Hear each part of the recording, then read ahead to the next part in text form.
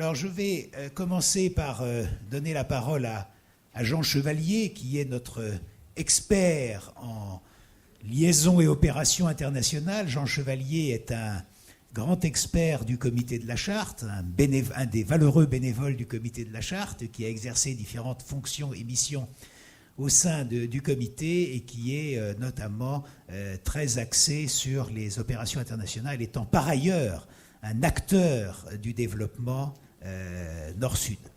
Jean, est-ce que vous pouvez nous dire un peu qu'est-ce que vous observez, je dirais, à la lumière de votre engagement, de vos différents engagements dans l'évolution des choses? Alors je vais essayer de résumer, c'est à la fois simple et compliqué. Alors on va partir comme point de base de l'état, la situation des grands acteurs français agissant à l'international. Vu il y a quelques années, je les qualifierais de leur modèle comme le modèle autonome ou dit intégré. C'est-à-dire que l'organisation collecte l'argent, elle a l'entière décision de ses emplois, contrôle ses flux, contrôle les projets qu'elle finance, elle en fait les comptes rendus, elle a la maîtrise totale de l'ensemble de la chaîne. Ça, c'était à peu près ce qui se passait en France, je pense, qu'il y a une dizaine d'années, dans la très grande majorité des cas.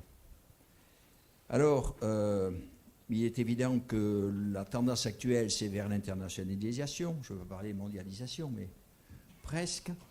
Et donc, les besoins, évidemment, tels que les organisations les expriment, sont agrandir le dispositif, toucher plus de bénéficiaires, partager, mutualiser les facteurs de levier que représente le cofinancement, etc., etc. Donc on va vers différents modèles où l'organisation française, telle qu'elle était, doit changer et est en train de changer de méthode d'opération. Alors le premier modèle, c'est, disons, la première étape où l'organisation française se met en partenariat ou un réseau très précis avec des gens qu'elle finance, situés dans les pays du Sud, qui correspond à sa volonté, bien entendu, de les responsabiliser avec des acteurs du Sud qu'elle a choisis elle-même. Elle devient donc un financeur et elle garde plus ou moins la maîtrise des emplois jusqu'au bout de la chaîne. Il y a quelques organisations qui, en France, travaillent comme ça. L'autre étape, c'est le réseau. C'est-à-dire le réseau où l'organisation française devient, en le créant ou en y adhérant, un des membres, très souvent collecteur, avec qui envoie leurs fonds à une fédération, disons, une structure internationale, on va l'appeler structure tête de groupe, et cette structure mutualise les dons, et dans la très grande majorité des cas, prend les décisions, exécute les projets, et les contrôle, et fournit de quoi faire des comptes rendus. Alors ça, c'est la notion de réseau.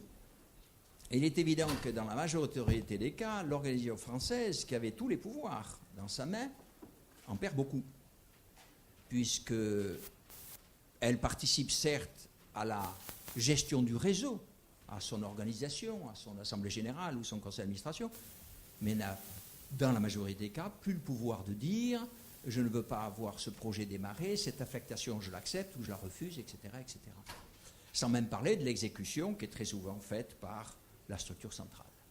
Donc il est évident qu'on en verra les implications en matière de risque, mais c'est un changement de, j'allais dire, de posture, de responsabilité très importante des organisations françaises. Alors, l'autre exemple, c'est un exemple, on revient au réseau, mais pour des raisons différentes, ce sont les organisations étrangères, souvent anglo-saxonnes, qui arrivent en France, qui créent des structures qui sont en fait, excusez-moi l'expression, des pompes à fric.